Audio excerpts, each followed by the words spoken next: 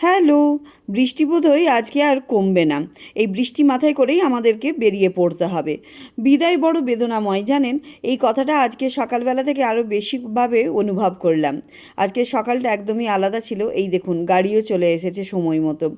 জানি এবার বাপের বাড়ি ছেড়ে নিজের বাড়িতে যেতে হবে, ফিরে যেতে হবে নিজের কাজের জগতে, নিজের দায়িত্ব শহরে, বেঙ্গালুরুর বুকে। কী করে যে সময়গুলো চলে গেল বুঝতেই পারলাম না, চোখের পলকেই সব শেষ। ঠাকুরকে প্রণাম করে বললাম মেয়েটাকে যেন সাবধানে নিয়ে যেতে পারি। আর মায়ের চোখের জল, বঞ্জির চোখের জল, জিয়ার চোখের জল, সকলের চোখের জল দেখতে দেখতে নিজেকেও কন্ট্রোল করা যায় না, কিন্তু কিছু করার নেই, গন্তব্যে যেতে হবে। কেঁদো না বেটা, দেখুন মাকে জড়িয়ে কেমনভাবে কাঁদছে, দেখুন দিদি চলে যাচ্ছে বলে। আর এমন অবস্থা, এত বৃষ্টি পড়ছে, এপাশে রিদ্ধিও কাঁদছে।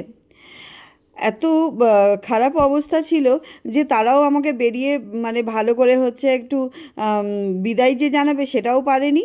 আর এইভাবেই হচ্ছে গিয়ে আমাদেরকে বেরোতে হলো। আর সেদিনকে যে কি হয়েছিল, বাপরে বাপ, যেন মনে হচ্ছে বাদল ফেটে বৃষ্টি হচ্ছে।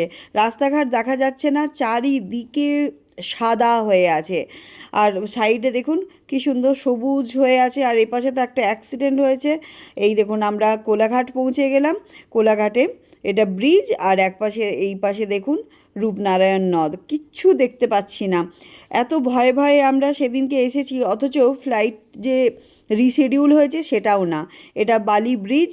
বালি ব্রিজের এখান থেকে দেখতে পাবেন দক্ষিণেশ্বর মন্দির। দেখুন আমাদের বাড়ি থেকে যখন এয়ারপোর্ট যাই আমরা প্রতিবার দক্ষিণেশ্বর মন্দির দেখতে পাই। আর চূড়াটা দেখে ওইখান থেকেই প্রণাম করে মাকে জানাই যাতে সাবধানে ভালোভাবে পৌঁছে যেতে পারি।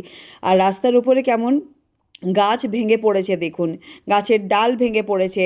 মানে এত ঝড় আর এত বৃষ্টি হয়েছে যার ফলে এই অবস্থা।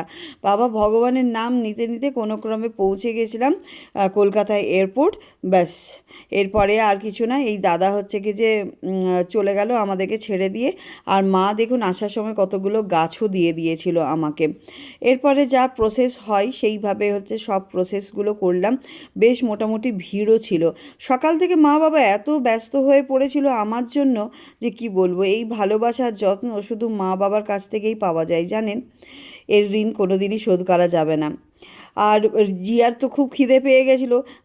আমাদের ফ্লাইট ছিল 105 নম্বর গেট থেকে। এবার সেখান থেকে এবার কি করব, কেএফসি ছিল, সেরকম খাবারও কিছু ছিল না। তো ওকে কেএফসি কিনে দিয়েছিলাম।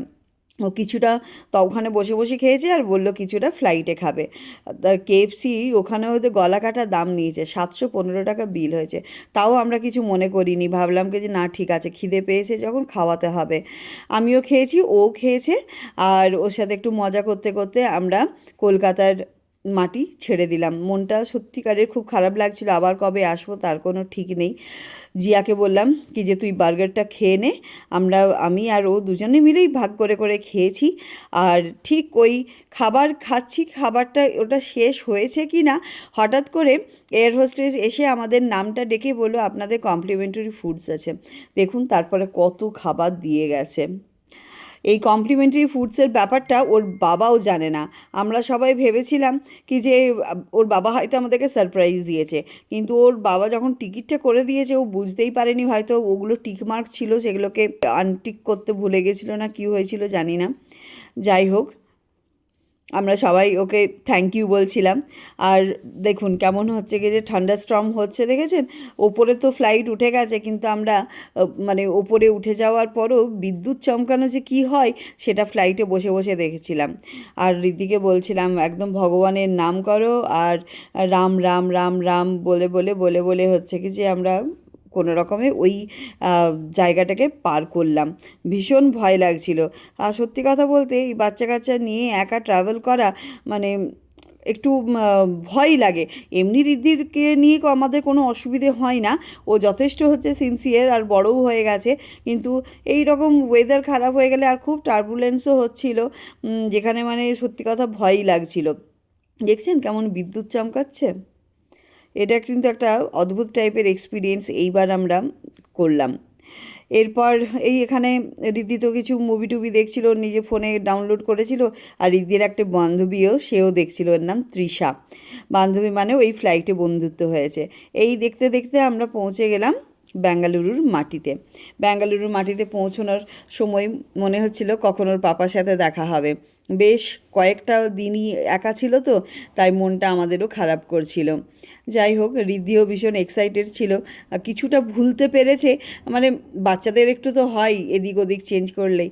তা আমি পেছনে গাড়ি ট্রলিটা নিয়ে আসছি, আর সেই সময় ও দেখতে পেয়ে গেছে পাপাকে। দেখুন দৌড়ে গিয়ে হচ্ছে কি যে হাগি পাগি চলছে। তো সত্যি কথা, অনেক দিন পর দেখলাম, অনেক রোগা হয়ে গেছে এটাও দেখলাম। খাওয়া দাওয়া খুব একটা ভালোভাবে করেনি। যা হয় একা থাকলে নিজেকে রান্না করে খেতেও ইচ্ছে করে না।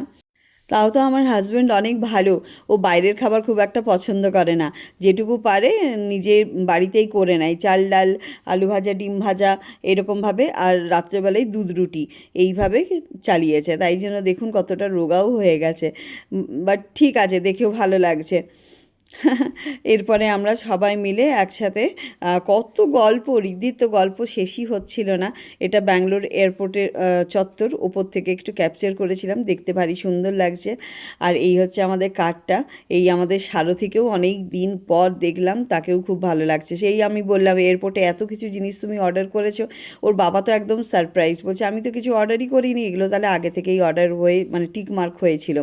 তাই বললাম তুমিই খাও, এগুলো আমাদের পেট ভর্তি হয়ে গেছে। ব্যাস, এবার আমরা পৌঁছে গেলাম নিজেদের অ্যাপার্টমেন্টে। এই দেখুন আমাদের অ্যাপার্টমেন্টে। বেশ ভালো লাগছে, অনেক দিন পর নিজের বাড়িতে ঢুকছি। সত্যি নিজের বাড়ি তো নিজের বাড়িই হয়, কিন্তু ঘরদুয়ার একদম পরিষ্কার পরিচ্ছন্ন সুন্দর হয়ে আছে, দেখেও বেশ ভালো লাগছে। আর আমার হাজব্যান্ড দেখুন রুটি বানিয়ে দিচ্ছে আমাদেরকে, ওর রুটি পরোটা দারুণ বানায়। আর নিতে যাওয়ার আগে চিকেন বানিয়ে দিয়ে আর গিয়েছিল, মানে বাড়িতে ফিরে এসে আমরা রুটি আর চিকেন খাবো। ঋদ্ধিকে বলেছে তুই প্লেটসগুলো সব ধুয়ে পরিষ্কার কর, গরম গরম রুটি আর চিকেন খাবো। আমি না বললাম না বাইরের খাবার খুব একটা পছন্দ করি না, খাওয়া বাড়ির খাবারই খাই। এই খাওয়া দাওয়া সেরে উঠতে উঠতে প্রায় রাত্রি 1:30, ঘুমোতে গেছি রাত্রি 2টোর সময়। তার আগে হচ্ছে এবার আনপ্যাক করতে হবে, কি অনেক কিছু জিনিস এসেছে মেদিনীপুর থেকে, সেগুলো সব আনপ্যাক করে আমার হাজব্যান্ডকে সব দেখালাম কি যে দেখো তোমাকে বাবা মা কী কী পাঠিয়েছে, এত কিছু জিনিস পাঠিয়েছে।